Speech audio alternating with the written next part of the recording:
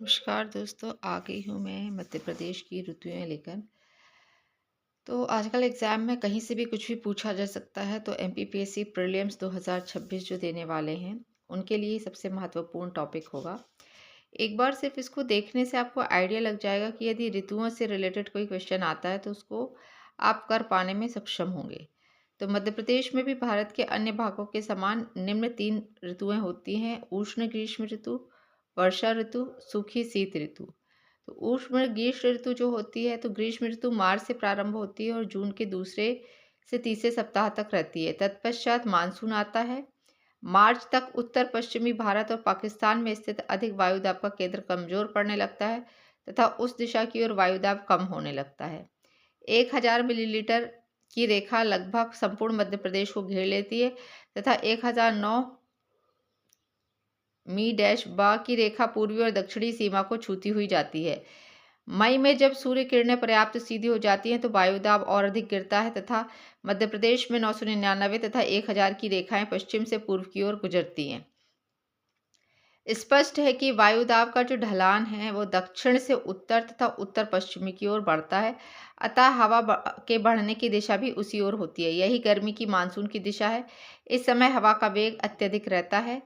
ग्रीष्म ऋतु से मार्च के पश्चात तापमान निरंतर बढ़ता जाता है तथा मई में लगभग संपूर्ण मध्य प्रदेश का तापमान 29.4 डिग्री सेल्सियस के ऊपर रहता है। मई में उत्तर पश्चिम मध्य प्रदेश जो अपेक्षाकृत सूखा है तथा जहाँ वनस्पति भी कम है, अधिकतम तापमान का केंद्र होता है। ग्वालियर, मुरैना और दतिया को घेरती हुई 42.5 सेंटीग्रेड की रेखा मिलती है। इतना ही तापमान दक्षिणी बालाघाट में रहता है। 40 सेंटीग्रेड की रेखा 2 भागों में हो जाती है। पहला मंडला, शहडोल, सिवनी, छिंदवाड़ा और बैतूल तथा दूसरा पश्चिमी मध्य प्रदेश, जिसमें शाजापुर, देवास, इंदौर, धार, उज्जैन, झाबुआ, रतलाम और मंदसौर जिले सम्मिलित है। साधारणतः यह सूखी ऋतु होती है। संपूर्ण पश्चिमी मध्य प्रदेश अप्रैल मई से 25 सेंटीमीटर से अधिक वर्षा नहीं होती है। इस ऋतु में आर्द्रता बहुत कम रहती है, आकाश स्वच्छ रहता है और तेज धूल भरी हवाएं चलती हैं। अब वर्षा ऋतु के बारे में पढ़ लेते हैं। तो मध्य प्रदेश में लगभग 15 से 20 जून तक वर्षा ऋतु प्रारंभ हो जाती है। जून से वायु में आर्द्रता बढ़ने लगती है, क्योंकि सागरों के ऊपर से आने वाली हवाएं उत्तरी पश्चिमी भारत और पाकिस्तान की न्यून वायुदाब केंद्र की ओर आकर्षित होने लगती हैं। संपूर्ण पश्चिमी मध्य प्रदेश में हवाओं की दिशा पश्चिम और दक्षिण से होती है। यह हवाएं नर्मदा तथा ताप्ती की घाटियों तथा दक्षिण में से पेंच नदी की घाटी से घुसती है, जिनसे निकटवर्ती पर्वतीय और ऊंची पठारी प्रदेशों में अधिक वर्षा होती है। इस समय हवा का वेग अत्यधिक रहता है और वे लगातार समुद्र की ओर बहती रहती हैं। तो इसमें आपको पढ़ना क्या है मेन, कि पश्चिमी मध्य प्रदेश में हवाओं की दिशा पश्चिम और दक्षिण से होती है। ठीक है, आपने देखा आजकल लगातार हवाओं की दिशा से रिलेटेड क्वेश्चन पूछे जाने लगे हैं। तो आपको इसको, मैं तो रीड कर रही हूँ, आपको इसके नोट्स बनाने हैं। एक बार वीडियो देखने के बाद इसे पॉज करके खुद से नोट्स बना के देखना है कि पैराग्राफ में जो चीज़ें दी गई हैं उसमें क्या पेपर में पूछा जा सकता है। तो वर्षा, आर्द्रता तथा धूप की कमी के कारण तापमान गिरने लगता है तथा जून और जुलाई के तापमान में पर्याप्त अंतर पाया जाता है। उत्तर के भागों में तापमान 26.6 डिग्री सेल्सियस से लेकर 29.6 सेंटीग्रेड के मध्य रहता है, जबकि दक्षिण में 23.9 से 26.9 सेंटीग्रेड तक पहुंच जाता है। यह अंतर जुलाई में दक्षिणी भागों में अधिक वर्षा के कारण पाया जाता है और जुलाई के पश्चात औसत मासिक तापमान लगभग ठहरा रहता है। जुलाई में लगभग संपूर्ण पूर्वी मध्य प्रदेश में अधिक वर्षा होती है। पश्चिम में भोपाल और सीहोर तक का प्रदेश 16 सेंटीमीटर की रेखा गिरती है। पूर्व में अवश्य कुछ अधिक वर्षा हो जाती है। बालाघाट और जबलपुर में इस मास की औसत वर्षा 18 सेंटीमीटर से अधिक होती है। इसके विपरीत पश्चिमी भागों में केवल 10 से 12 सेंटीमीटर वर्षा होती है। झाबुआ, धार और खरगोन जिलों में औसत वर्षा 6 से 8 सेंटीमीटर होती है। वर्षा के वितरण का यह प्रतिरूप अगस्त और सितंबर माह में भी मिलता है। औसत मासिक वर्षा भी लगभग जुलाई के समान ही रहती है। बीच बीच में कुछ छोटे प्रदेश अधिक वर्षा होती है। वे पठारी तथा पहाड़ी भाग हैं, जहां ऊंचाई के कारण अधिक वर्षा होती है। वे पठारी तथा पहाड़ी भाग है, जहां ऊंचाई के कारण अधिक वर्षा हो जाती है। सतपुड़ा के महादेव पर्वत तथा तामिया के पठारी क्षेत्रों में औसत वार्षिक वर्षा 23 सेंटीमीटर के लगभग है। इसके विपरीत झाबुआ, धार और खरगोन में औसत वर्षा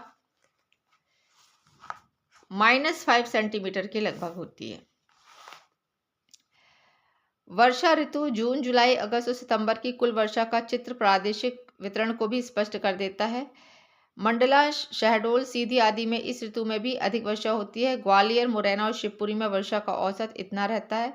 यही मात्रा धार, झाबुआ, खरगोन, पश्चिमी मंदसौर में पाई जाती है।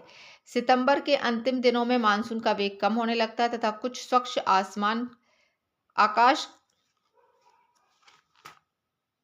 का काल बढ़ने लगता है तथा वर्षा की मात्रा भी घटती जाती है। अक्टूबर में औसत वर्षा बहुत कम होती है। यही काल है जब तापमान एक बार फिर बढ़ता है। सूखी शीत ऋतु, तो सितंबर में सूर्य के दक्षिणायन होने के साथ ही औसत तापमान गिरने लगता है। वर्षा तथा आर्द्रता की अधिकता के कारण भी ऐसा होता है। इस समय यानी अक्टूबर में संपूर्ण मध्य प्रदेश का तापमान 20.9 से लेकर 26.6 के मध्य रहता है। जनवरी के आते आते अधिक वायुदाब का केंद्र राजस्थान और पंजाब पर बन जाता है। मध्य प्रदेश से गुजरती हुई 1018 मिलीमीटर की रेखा इस अधिक वायुदाब के कारण को घेर लेती है। इसमें आपको पढ़ना क्या है कि वायु की दिशा सूखी शीत ऋतु में पूर्व, दक्षिण पूर्व और दक्षिण की ओर होती है।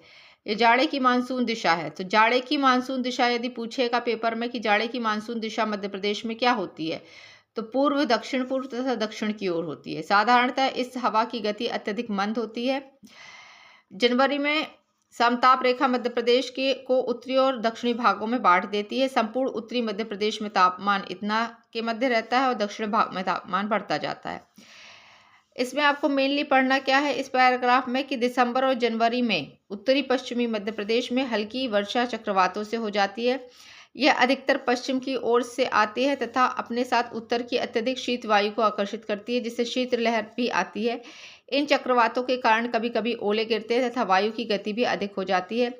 चक्रवातों के कारण मौसम अचानक परिवर्तित हो जाता है।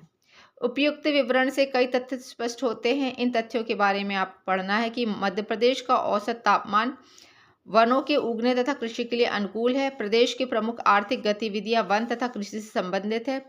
अन्य कार्यकलापों के लिए भी तापमान बाधक नहीं है। वर्षा की मात्रा में पर्याप्त प्रादेशिक असमानता है जो कृषि व्यवस्था तथा वनस्पति की प्रकृति में परिलक्षित होती है। वर्षा की प्रकृति अवश्य कई समस्याएं खड़ी कर लेती हैं, जैसे मृदा अपरदन, बाढ़ और सूखा। यही समस्याएं जल नियोजन की आवश्यकता की ओर इंगित करती है।